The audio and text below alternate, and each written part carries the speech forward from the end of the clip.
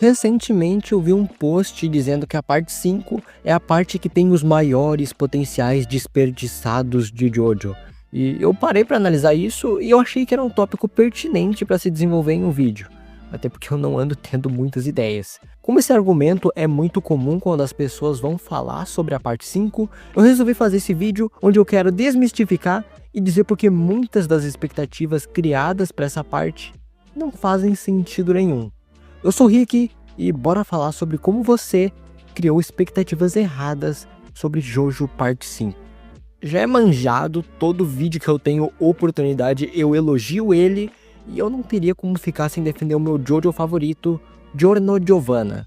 Muito se fala até hoje que a parte 5 desperdiçou completamente a relação do Dio e o Giorno e que no final do dia, parece que o fato dele ser filho do Dio sequer importa. Pois é, tá vendo tudo isso que vocês criticam? Isso é na verdade o ponto e uma das maiores qualidades do personagem. Os 4 episódios introdutórios de Vento Áureo são focados em resolver todas as dúvidas que você e eu temos acerca da relação do Giorno com o Dio. A gente acompanha a partir da perspectiva do Koichi isso. Ele foi lá para descobrir o que o Giorno era e se ele realmente tinha conexão com o Dio. E a conclusão dele foi essa. Eu sei que pode parecer decepcionante, mas nunca fez parte do plano do Araki implementar o Dio dentro da jornada do Giorno. O arco inicial existe justamente para que isso nunca mais precise ser tópico da história.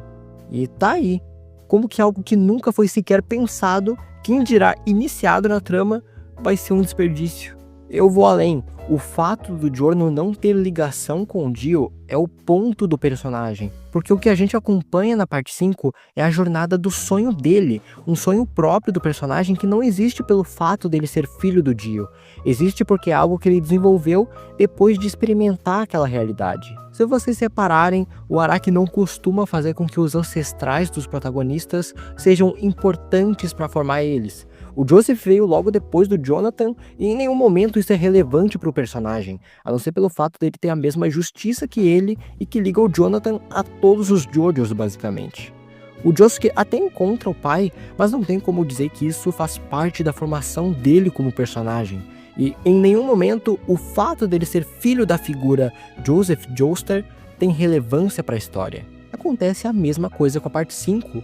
O lance do Giorno é que ele é um Jojo criado para ter um elemento único e que diferencia ele desde a concepção de qualquer outro Jojo, que é o fato dele ter o sangue do Dio nas veias,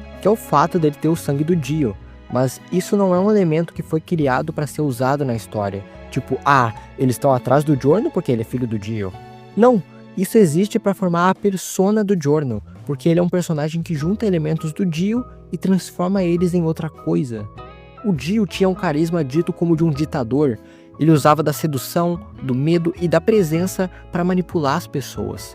O Giorno também tem carisma, só que é o carisma de mudar o coração dos outros. Através das ações dele, ele começa a ser respeitado, mas tudo isso tem um fundo genuíno, um objetivo de verdade por trás. Quando ele sacrifica o braço, a Trish vê aquilo e pensa, ele tá fazendo de tudo para salvar a gente e eu tô aqui, sendo a donzela indefesa.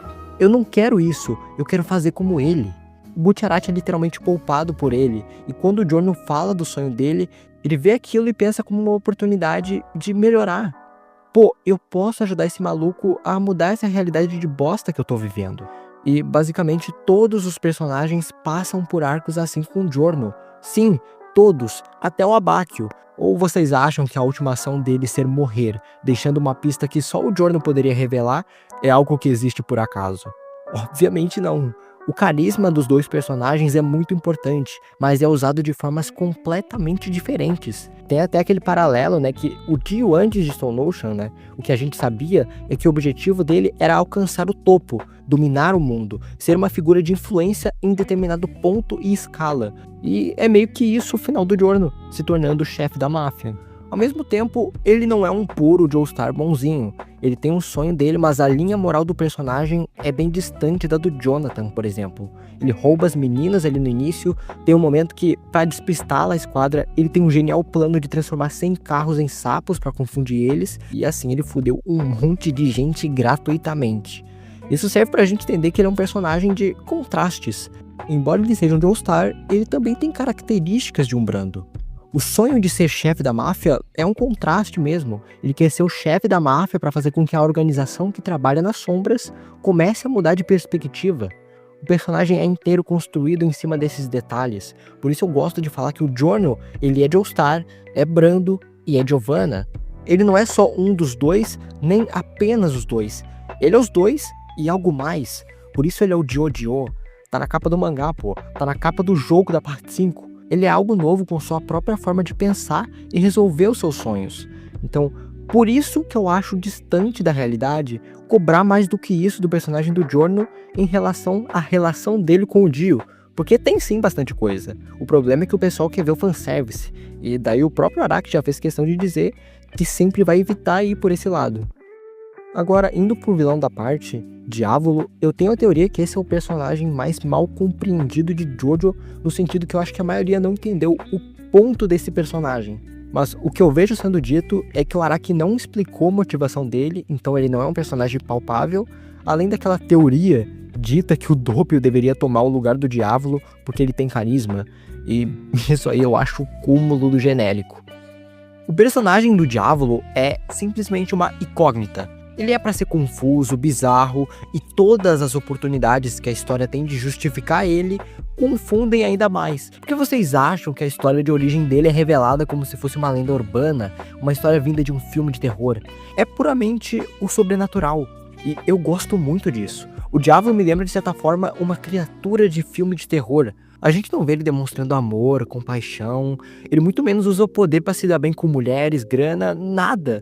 Ele é apenas o puro mal com o intuito de fazer o mal, de prevalecer como o mal. Ele se fantasia como uma criança inocente que toma sorvete, joga bola e do nada ele te matou. Sabe, olha que bagulho bizarro, olha que bagulho estranho, olha que bagulho que puxa pro sobrenatural. E por isso que o Diavolo é tão maneiro.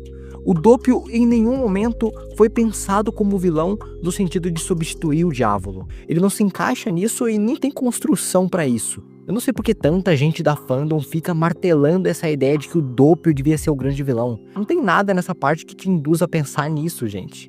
O Doppio é nada mais, nada menos que um disfarce. Ele é usado o tempo todo como uma analogia do diabo te seduzindo.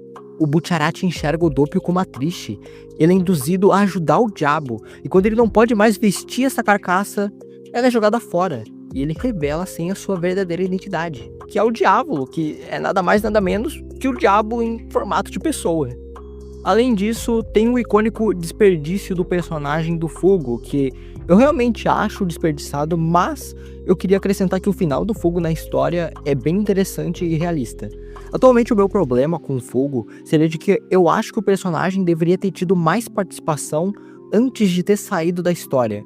Ao menos a gente ter visto o desenvolvimento dele em usar o stand. Afinal, ele não tem muito controle, porque isso se reflete na personalidade dele.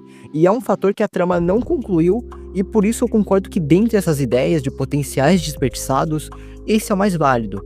Junto com o da Trish, que eu não vou comentar, porque é realmente só um potencial desperdiçado e isso aí. Mesmo assim, eu acho muito corajoso o final dele, onde ele vê que simplesmente a chance dele de vala era enorme, e daí ele cai fora porque ele tem medo de morrer. É realista e faz com que a gente valorize mais o restante que ficou.